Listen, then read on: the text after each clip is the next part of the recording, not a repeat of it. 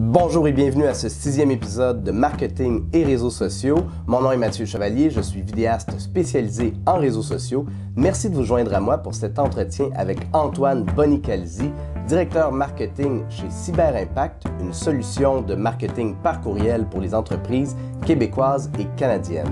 Antoine va nous expliquer comment on peut augmenter nos ventes et fidéliser notre clientèle grâce au marketing par courriel. Et comme d'habitude, il y a une version longue de cet épisode de podcast que vous pouvez écouter sur bit.ly/balado06 où on rentre encore plus en détail dans les exemples, on pousse le sujet plus creux. On parle de business to business, on parle de business to customer, on parle de la loi canadienne anti-courriel, on parle de comment bâtir une liste de courriels. Bref, si cet épisode vous intéresse, je vous invite fortement à aller écouter la version longue parce qu'elle est vraiment très intéressante.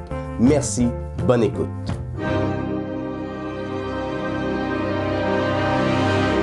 Salut Antoine. Salut, ça va? Ça va bien toi? Oui, merci.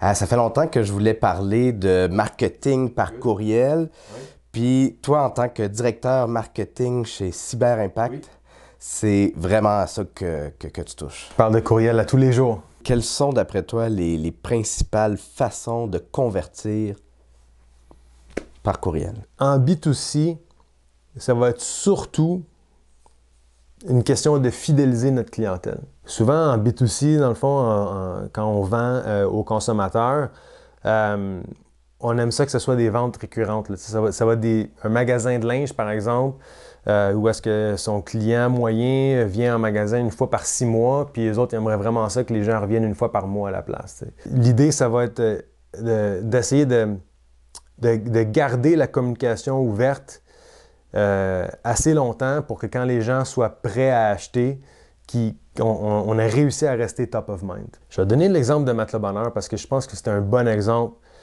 Eux sont dans le B2C, mais c'est pas des ventes récurrentes tant que ça. C'est-à-dire que tu achètes un matelas, tu le gardes un petit peu. Tu le gardes longtemps. Donc, l'idée d'avoir l'objectif que les gens visitent le magasin une fois par mois, c'est pas réaliste. Donc, pour moi, c'est là qu'une stratégie de courriel vient main dans la main avec une stratégie de marketing de contenu. C'est-à-dire que le brand Matelas Bonheur devient presque comme un magazine lifestyle.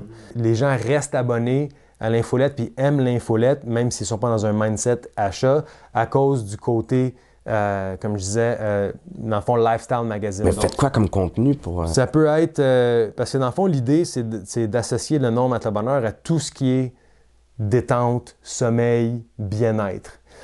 Donc, écoute, des exemples, ça peut être quelle tisane prendre le soir pour mieux dormir.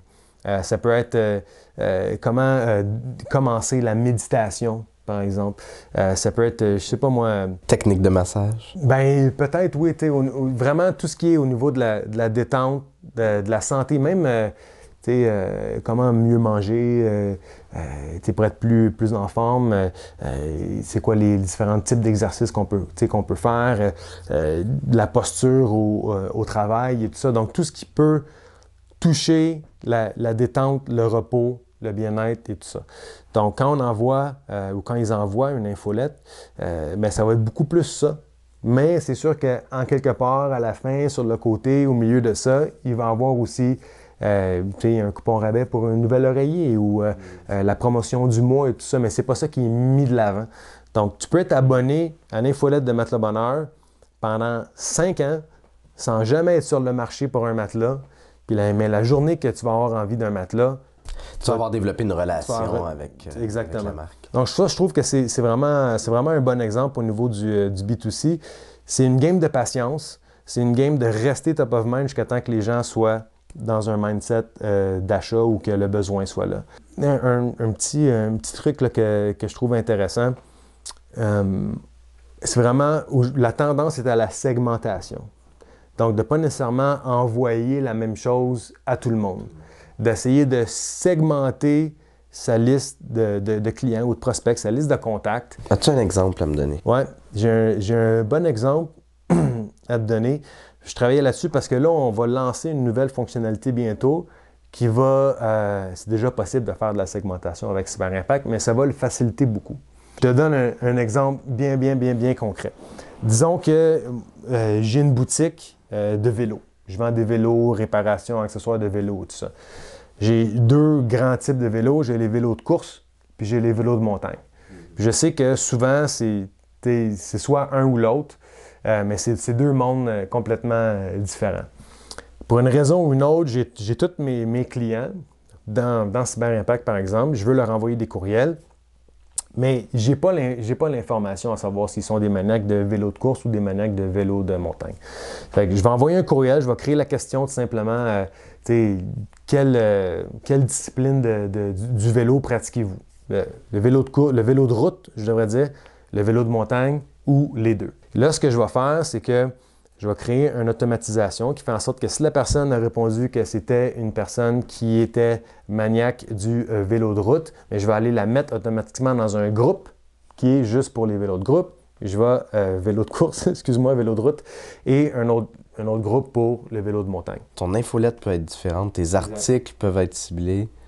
Donc, on reprend l'exemple de l'alcool. La SAQ pourrait facilement le faire avec les amateurs de vin, de bière et de spiritueux. Le fait de segmenter, ça te permet d'avoir des objets de courriel qui sont bien plus personnalisés, bien plus segmentés, qui vont avoir un plus gros taux d'ouverture. Ce que tu dis, c'est vrai, on va pouvoir faire en sorte que le courriel, que le contenu, les promotions, les photos, les articles soient vraiment plus pertinents. Donc, tu sais, la segmentation, ça serait la prochaine étape. Antoine, si on veut suivre Cyber Impact. Ben, en fait, j'inviterais les gens à aller tout simplement à cyberimpact.com. C'est pas pour faire un pitch, mais honnêtement, nous, c'est un freemium, notre modèle. Donc, les gens peuvent se créer un compte gratuitement. C'est pas un essai gratuit, c'est un compte gratuit. Donc, on peut réellement importer notre liste, envoyer des courriels, etc. gratuitement. Et puis, si on aime la plateforme, on va pouvoir passer à un compte payant après. Donc, créez-vous un compte, allez l'essayer. Il y a plein de monde qui nous disent « Hey, je savais même pas qu'il y avait une compagnie québécoise qui faisait ça, un outil de même. » On n'est pas assez connu encore, mais ça s'en vient. Sinon, page Facebook aussi, Cyber Impact sur Facebook. On a souvent des belles vidéos puis des choses le fun qu'on publie. Notre contenu est là. Merci beaucoup d'avoir éclairci ce merveilleux monde du marketing par courriel. Moi, j'ai appris plein d'affaires. Merci de m'avoir reçu. N'oubliez pas que vous pouvez aller écouter la version longue de ce podcast sur bit.ly/balado06. Merci à Antoine d'avoir pris le temps de s'asseoir et de discuter avec moi. J'ai appris plein d'affaires. Si jamais cette vidéo vous a été utile, merci de la partager, de cliquer j'aime, de me laisser un commentaire. Chaque petit geste est grandement apprécié. À revoyure!